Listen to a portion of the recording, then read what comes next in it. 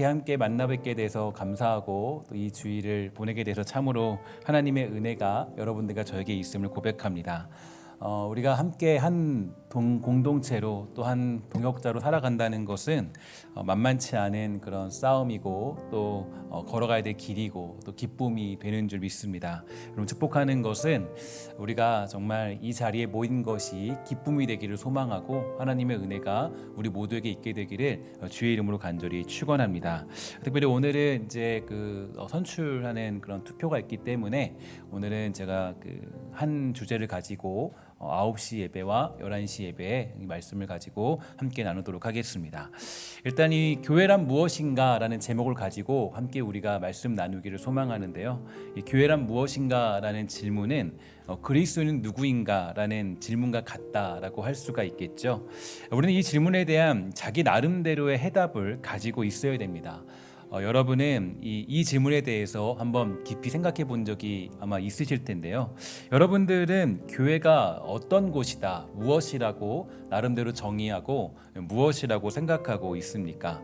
일단 여러분, 교회라고 한다라고 하면 건물이나 어떤 그 규모에 대해서 떠올리기 굉장히 쉬운데요. 여러분, 택시를 타고 이 서초동에 가서 교회 갑시다. 그러면 어디 교회로 갈까요?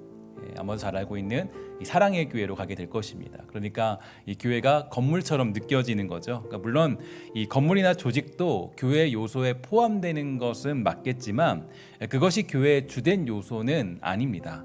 가정은 어떻습니까? 가정에 대해서 묻는다. 가정이란 뭐냐라고 질문했을 때 이 가족이 사는 아파트가 얼마나 큰가, 돈이 얼마나 있는가, 이것을 떠올리지 않고 이 가정에서만 누릴 수 있는 이 특별한 사랑, 또 혈연으로 맺어진 부부와 이 자녀들, 또 여러 가지 가족의 형태들을 떠오르게 될 것인데요. 하지만 가정이 더욱 가정다워지려면 이 가정의 가치, 또 그 목적이 더해질 때 비로소 가정에 대해서 바른 이해가 주어지게 되는 것이겠죠. 이와 같이 교회도 이 교인들의 모임과 그들을 수용하는 건물이 포함되지만 더 중요한 것은 이 교회 공동체로서 이 가치와 품위, 이 목적이 훨씬 더 중요하게 될 것입니다. 그러면 다시 한번 생각해 볼 필요가 있는데요. 이 교회란 무엇인가? 다시 한번 우리가 이 개념을 좀 정리해 볼 필요가 있겠죠. 이 교회는 이 성령 안에서 하나님 아버지와 그의 아들 예수 그리스도, 그리고 그곳에 모인 형제 자매들 간의 이 사귐의 공동체가 되는 곳, 그 자리가 바로 이 교회 공동체가 되는 겁니다. 그런데 이 공동체는요, 어떤 인간 사회가 얘기하는 혈연, 지연, 학연, 직업, 취미, 정치적인 필요 등의 동기로 구성된 집단들과는 완전히 다릅니다. 그 이유는 이 교회 공동체가 이 사람에 의해서 맺어진 공동체가 아니기 때문이죠. 성령 안에서, 그러니까 우리가 보는 것처럼 이 성령 안에서 맺어진 공동체이기 때문에 이 세상이 말하는 공동체와는 조금 다른 개념들을 가지고 있습니다. 그러니까 우리는 하나님께서 맺어준 공동체이긴 한 건 맞는데, 그런데 사실 교회라는 곳은 세상적으로 봤을 때는 이 하나의 공통점도 가지고 있지 않고요, 유사성도 없는 사람들의 모임이 되죠. 물론 이 성향적으로 비슷한 사람들이 모일 수는 있겠으나 일반적으로 보면 이런 게 문구가 더 어울립니다. 누구든지 와라, 이게 더 맞죠, 그렇죠? 누구든지 와라, 아무나 와라, 이 사람도 오고 저 사람도 와라, 이게 교회가 가진 가장 중요한 문구고 또 우리가 표방하는 그런 내용이 됩니다. 그래서 누구든지 받아주겠다라는 그런 내용이 그 교회에서 가장 먼저 걸고 있는 내용이 되죠. 그러니까 교회 생활이 만만치 않은 겁니다. 많은 사람들이 교회 생활하면서 가장 힘든 게 뭐냐라고 질문을 던지면 바로 가장 힘든 것은 바로 하나님 때문은 아니더라고요. 하나님 때문은 아니고, 제가 교회 생활을 하면서 하나님 때문에 이 시험 들어 이 교회를 떠난 사람은 한 2명이나 3명 정도 만난 것 같아요. 근데 이분들이 보통 얘기하는 이유는 이거였어요. 내가 하나님께 기도했는데 하나님이 들어주지 않더라, 이렇게 얘기하더라고요. 내가 기도했는데, 열심히 기도했대요.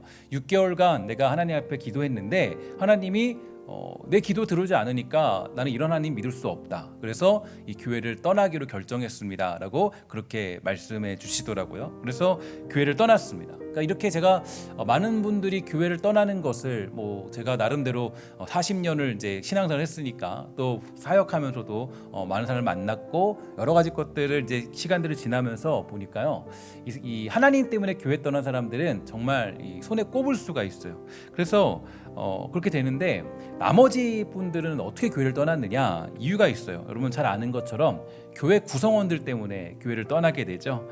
목사, 그죠? 장로, 권사, 집사 등등의 이 직분자들, 또 성도들 때문에 이렇게 떠나게 되는 경우가 우리에게 나타나고 있습니다. 제가 대학교 4학년 때 나름대로 그때 이제 4학년 때도 졸업 논문을 썼는데 그때 논문을 썼는데요.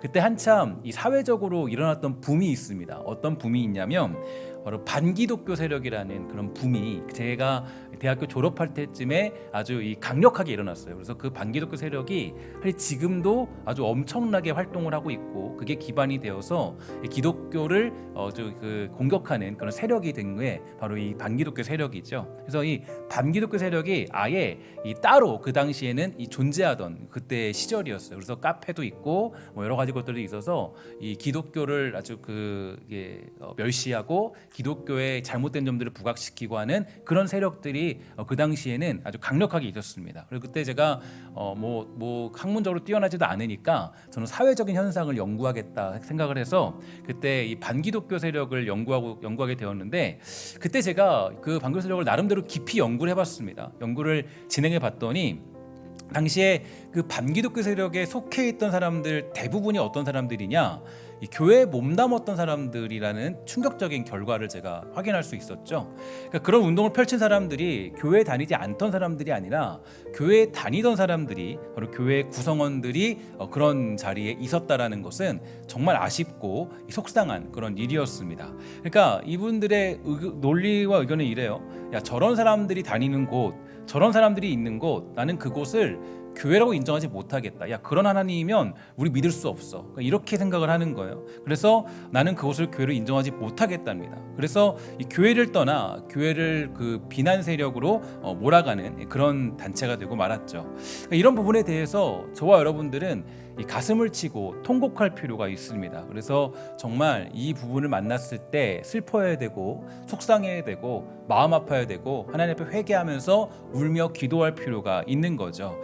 우리 교회는 혹시라도 이런 모습이 없는지, 저런 아픔이 없는지 되돌아보고 점검해 보아야 됩니다. 저도 이 말씀을 준비하면서 여러분들에게 꼭 말씀드리고 싶은 것은, 저도 이 담임 목회자로서 여러분들에게 진심을 다해서 고백하고 부탁을 드리는 것은, 혹시 여러 부분에서 저에게 실망하신 분들이 있다면, 그리고 또 우리 당회원분들이나 아니면 우리 직분자들이나 이런 분들에게 상처를 입은 분들이 있다면 너그러운 마음으로 용서해 주시기를 부탁드리고, 하나님의 은혜가 여러분들에게 임하게 되기를 주의 이름으로 간절히 부탁을 드리겠습니다. 정말 이런 마음들은 저와 여러분들이 반드시 가져야 될 마음이고, 우리가 이 그리스도를 살아갈 때 이 마음들은 놓치지 말아야 되는 그런 마음들이죠. 그래서 이유는 간단합니다. 인간은 부족할 뿐 아니라 심지어 우리는 공통점을 가지고 모이지도 않았기 때문입니다. 그러니까 우리가 이 공통점을 가지고 모이지 않았고, 또 그렇기 때문에 교회 관계는 더 어려워요. 더 어렵고 실망도 더 많아질 수밖에 없는 거죠. 그래서 언제나 우리는 이 관계 속에서 이 서로의 짐을 지기 위해서 노력해야 되고 힘을 써야 되는 겁니다. 갈라디아서 6장 1절부터 2절 말씀인데요. 우리 한번 함께 이 말씀을 읽도록 할까요? 시작. 형제들아, 사람이 만일 무슨 범죄한 일이 드러나거든 신령한 너희는 온유한 심령으로 그러한 자를 바로잡고 너 자신을 살펴보아 너도 시험을 받을까 두려워하라. 너희가 짐을 서로 지라. 그리하여 그리스도의 법을 성취하라. 아멘. 자, 우리가 교회 공동체 안에 거할 때 가져야 될 관계적인 자세입니다. 그러니까 우리는 이 서로의 문제를 인식하고 이 자신을 돌아보면서 짐을 지는 자리, 그러니까 그 자리가 사실 이 교회 공동체에 거할 때 우리가 이 가져야 될 자리가 되는 거죠. 그러니까 그렇게 함으로써 어떻게 된다 그래요? 그리스도의 법을 성취하게 된다라고 그렇게 얘기하고 있습니다. 예수님이 우리에게 어떻게 하셨는가를 보면 알 수가 있는데요. 예수님은 우리의 문제를 파헤쳐내지 않으셨습니다. 우리의 죄의 문제를 끄집어내서 그 문제로 그 사람을 폭파시켜버리지 않았죠. 주님께서는 그 죄의 문제를 자신이 짊어지고 십자가 지심으로 그 문제를 해결해 주셨습니다. 이게 바로 그리스도의 법이 성취된 방법이에요. 그러니까 우리가 교회 구성원이 된 것도 마찬가지죠. 저도 목회자로 이 자리에 있지만 저의 목표는 어떤 거냐면 여러분들의 짐을 지기 위해서, 여러분들의 그런 어떤 문제에 대한 짐을 지기 위해서 제가 이 자리에 있는 것이지, 제가 뭐 다른 것들을 위해서 이 자리에 있는 것은 절대로 아닙니다. 여러분과 저는요, 그러기 위해서 이 자리에 모이게 되었다라는 것은 우리가 절대 부인할 수 없는 것이고, 그렇게 될 때 그리스도의 법이 성취된다라는 건 우리가 믿음으로 고백해야 될 교회 구성원 간의 믿음의 고백이 됩니다. 그러니까 우리가 교회의 구성원이 된 것도 교회 안에서는 그리스도의 법을 성취하기 위해서 모이게 된 거예요. 그러니까 우리는 뭐 괜찮은 커뮤니티를 만드는 게 목표가 아니라 어떻게 하면 그리스도의 법을 성취할 수 있을까? 그러니까 어떻게 하면 각기 서로의 짐을 지고 어떻게 하면 내가 그리스도의 법을 성취함으로 그 자리를 갈 수 있을까? 그게 바로 우리 교회 구성원으로 부름받은 이유가 되는 것이죠. 제가 이제 우리의 어떤 이 상황과 형편들을 살펴보기 위해서 여러 가지 것들을 연구하다가 이 재밌는 강의를 하나 들었는데요. 이 강의를 들으면서 재미있는 사실을 하나 깨달았습니다. 이 김경일 교수님이라는 분이 심리학 강의를 진행하시는데 그 내용을 보면서 또 재미있는 것들을 보게 되었는데요.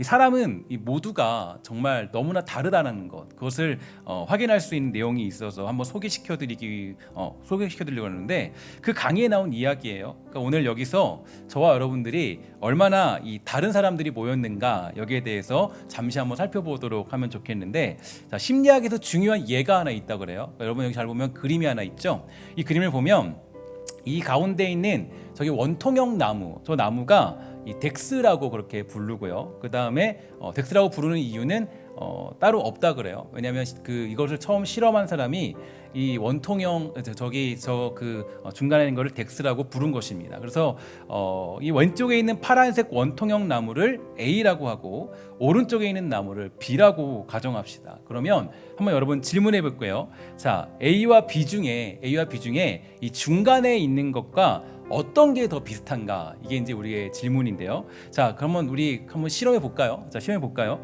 그럼 자, 우리 손을 들어보는데 그 A가 더 비슷해 보인다. A가 더 비슷해 보인다. 한번 손 들어볼게. A가 더 비슷해 보인다. A가 더 비슷해 보인다.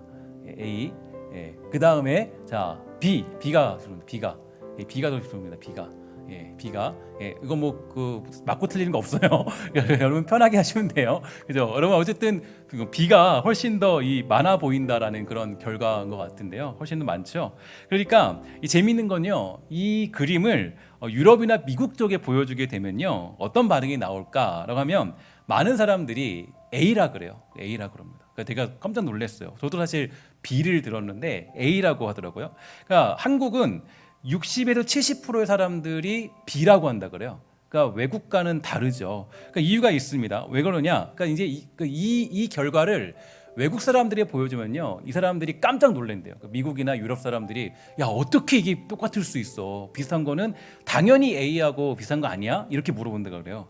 그러니까 이제 우리나라 사람이 그 B를 고른 이유가 있는데요. 그 이유는 본질주의적인 성향이 상대적으로 강하기 때문이라 그래요. 그러니까 본질주의 성향이 강하다. 그러니까 이 얘기는 여러분 우리가 가장 사극에서 많이 쓰는 말이 있죠. 어떤 말이 있습니까? 야, 너 근본이 뭐야? 그죠?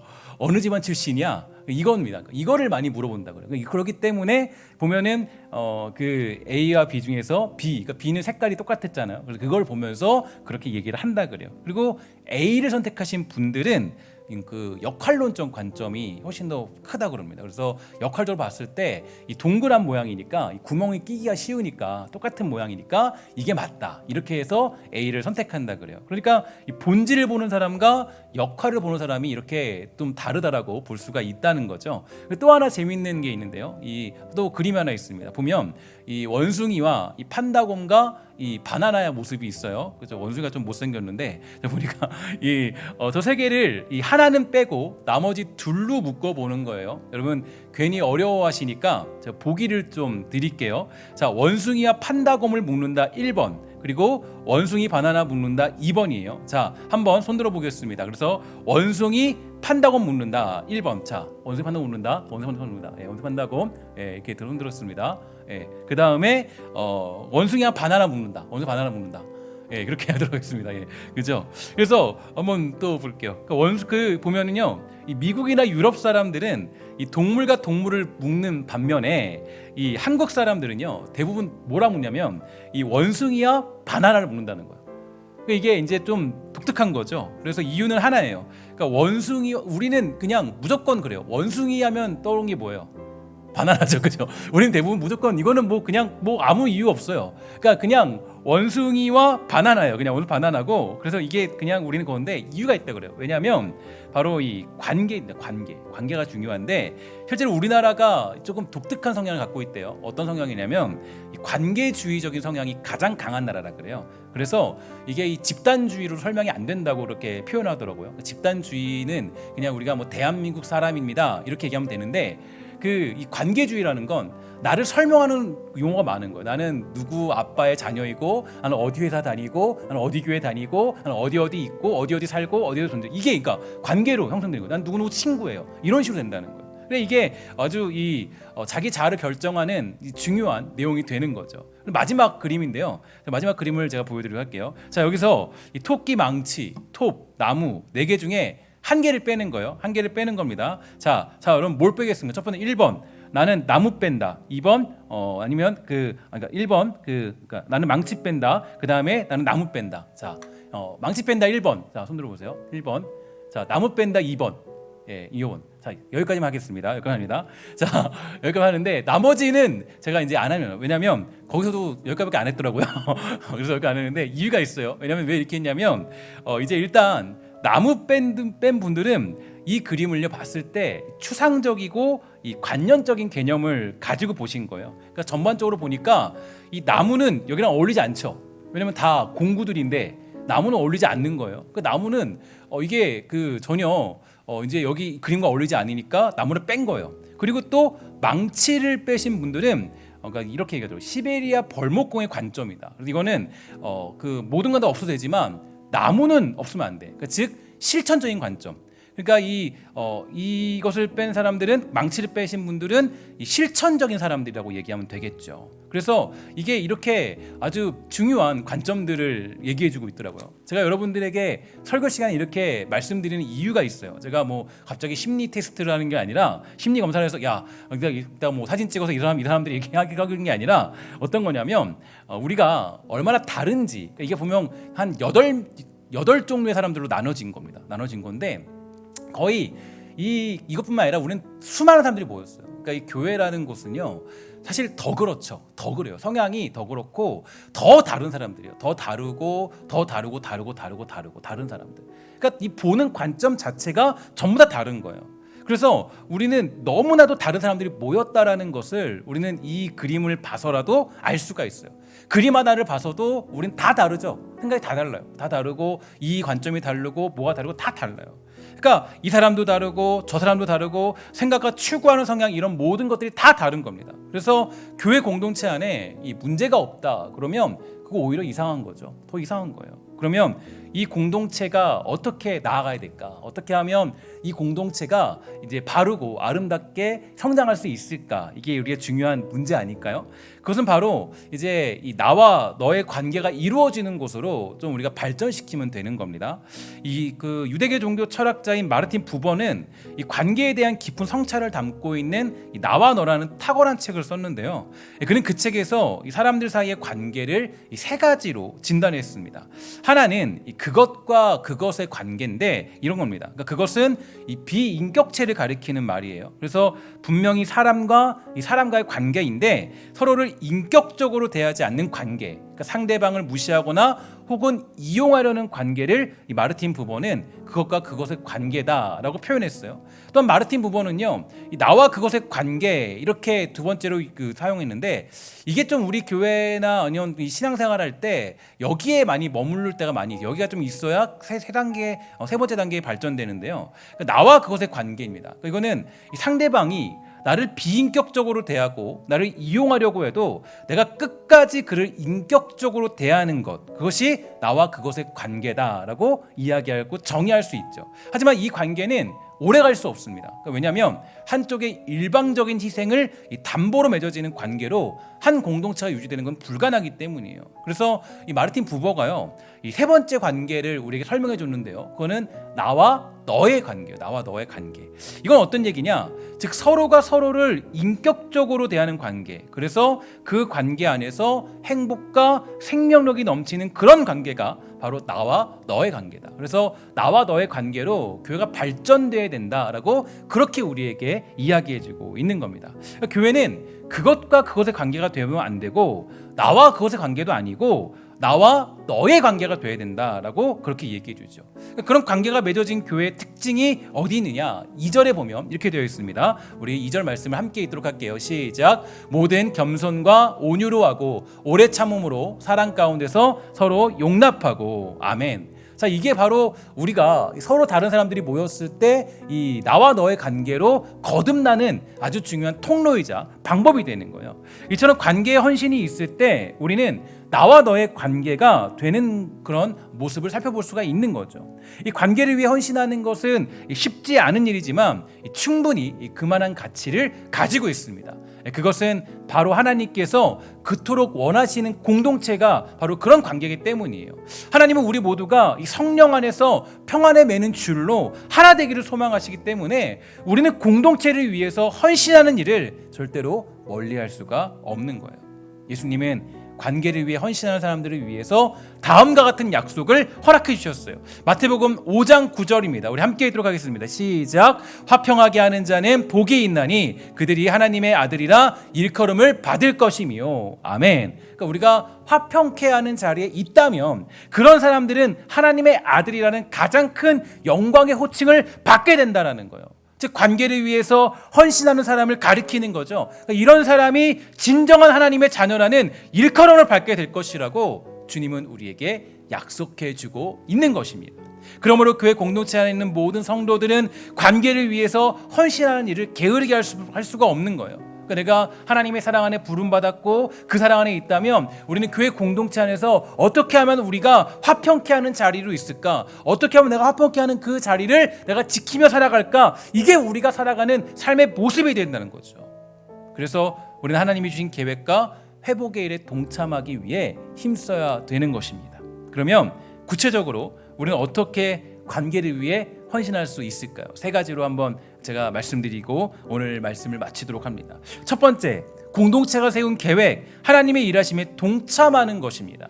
그러니까 여러분 그 리더로서 역할을 잘 감당해 보면 아시겠지만 그 어떤 사람들보다 이 리더자에게 가장 이 힘이 되는 사람들은 바로 이 리더가 앞으로 가자라고 할 때 되든 안 되든 함께하는 사람보다 더 힘이 되는 사람은 없습니다.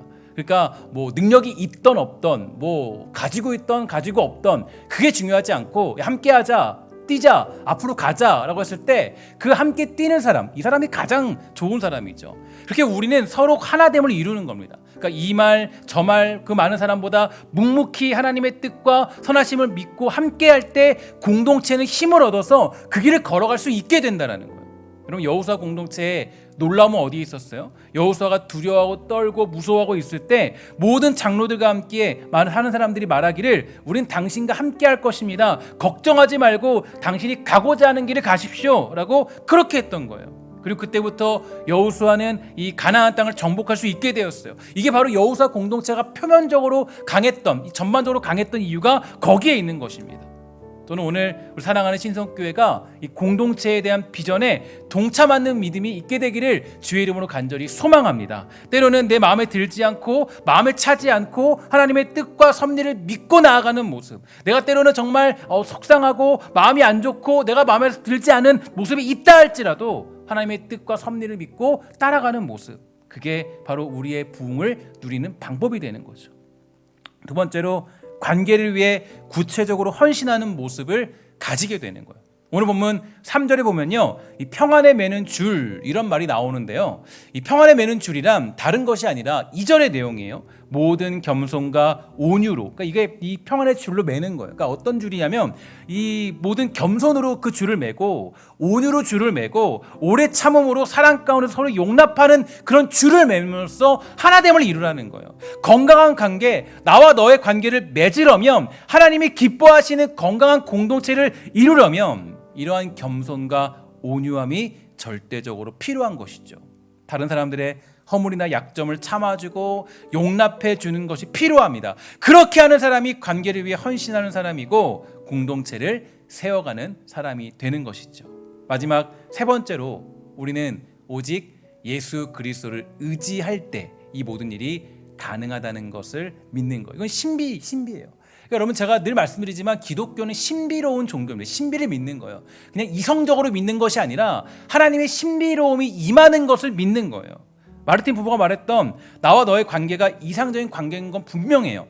그러나 그 관계는 언제든지 쉽게 무너질 수 있어요. 인간이기 때문에 그렇죠. 그러므로 그 관계가 깨지지 않고 유지되기 위해서는 사람과 사람의 관계를 중재하는 분이 필요한데, 이 중재하는 분에 대하여서 마르틴 부버가 얘기하기를 그 중재자를 영원자다라고 얘기했습니다. 영원자. 그러니까 영원자는 곧 누구예요? 우리들에게 있어서는 그 영원하신 분은 오직 예수 그리스도예요. 그 예수 그리스도, 예수님이 우리가 맺는 관계 속에 우리 공동체 안에 있을 때 우리는 진정으로 의미 있는 관계로 지속될 수 있고 우리의 공동체는 아름답게 세워질 수 있다라는 거예요. 그래서 제가 늘 말씀드리고 지난주도 말씀드린 것처럼 성령의 그 부어주심이 없고 성령의 임재하심이 없으면 하나 되는 일은 어떤 상황에서도 불가능해요.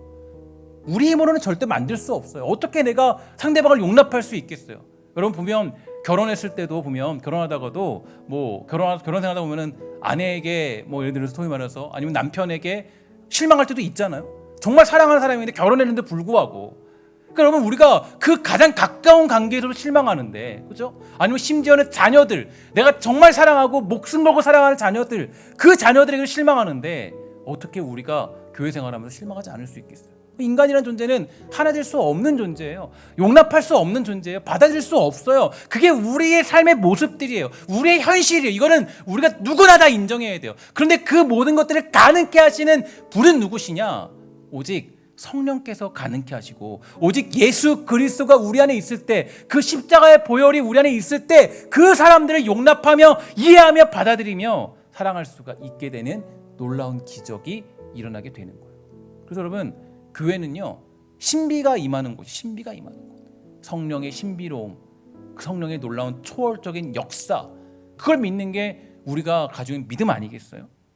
그래서 우리는 그 예수님이 우리 안에 주인 되시는 교회를 만들기 위해서 우리는 모든 힘을 쏟아야 되는 것이고, 기도를 멈추지 말아야 되고, 또 주의 말씀으로 중심을 세워야만 하는 것이죠. 교회 공동체는 바로 그러한 길을 가는 것입니다.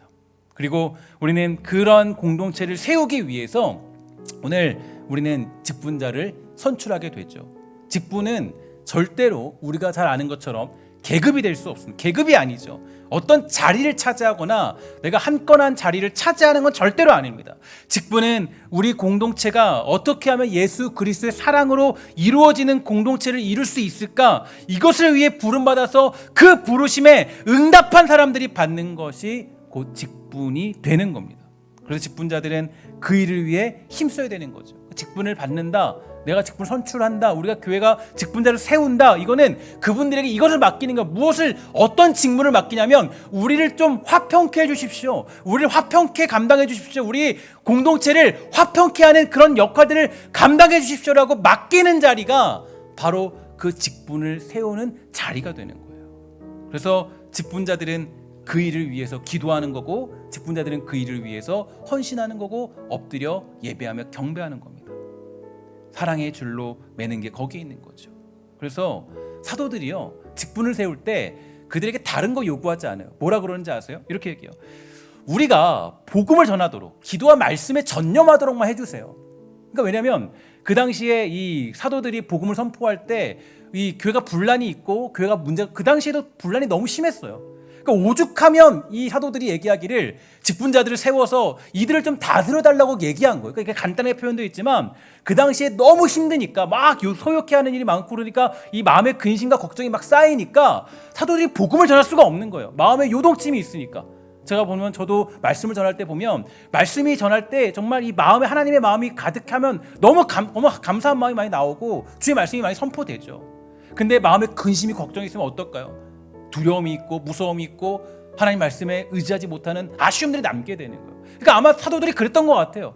복음을 들어야 되고 선포해야 되는데, 그런데 이 교회가 막 분란스러워지니까 부탁을 하는 거예요. 뭐라 부탁하냐? 우리가 복음 전하도록 우리 이 공동체를요 좀 화평케 하는 일을 감당해 주세요.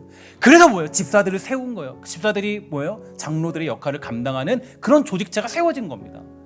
그래서 이게 우리가 보면 이 나중에 이 직분에 대한 어떤 그런 이야기도 나중에 훗날에 설교를 하게 되겠지만, 그래서 이 목사는 말씀을 전하는 직무를 갖고 있고, 장로는 성도들을 화평케 하는 직무를 갖고 있고, 권사와 또 그 집사들은 다른 직무를 갖고 있어요. 이게 다른 다 직무들이 있는 거예요. 그러니까 우리가 이 역할들을 감당하기 위해 세우는 겁니다. 제발 우리 교회를 화평케 해주십시오라는 그런 부탁이 담겨 있는 게 바로 직분을 선출하는 자리가 되는 것입니다. 저는 여러분들에게 부탁하는 건, 여러분들 오늘 직분자를 선출하는 자리가 있는데, 제가 뭐 담임 목회자로서 저는 여러분들에게 부탁드리는 건 굳이 반대하지 마시고 여러분들이 잘 찬성해 주길 부탁드립니다. 왜냐하면 제가 한 가지 이유가 있어요. 왜냐하면 제가 정말 지금 부족해 보여도, 제가 우리 또 직분자들이 봤을 때 선출하는 분들이 부족해 보이는 분이 있을지라도 제가 담임 목회자로서 책임지고 잘 감당해서 잘 가르치고 양육할 그런 여러분들에게 결단을 드립니다. 잘 감당해서 지금 부족해 보일지라도 여러분들이 정말 화평케 하는 자리로 직분자들을 잘 이끌어 가도록 노력해 보도록 하겠습니다. 그래서 조금 부족한 부분이 있어도 은혜로 감싸 주시고 잘 도와주시고, 우리 교회가 새롭게 화평케 하는 그런 교회로 잘 나아갈 수 있는 은혜가 있기를 소망하는 마음으로 여러분들이 함께해 주시기를 주의 이름으로 부탁을 드리겠습니다. 다 같이 기도하도록 하겠습니다. 하나님 감사합니다. 우리가 하나님의 일하심을 믿고 이제 여러 가지 상황들로, 여러 가지 많은 것들을 통해서 우리가 이제 직분자를 선출하는 그런 자리와 위치까지 오게 되었습니다.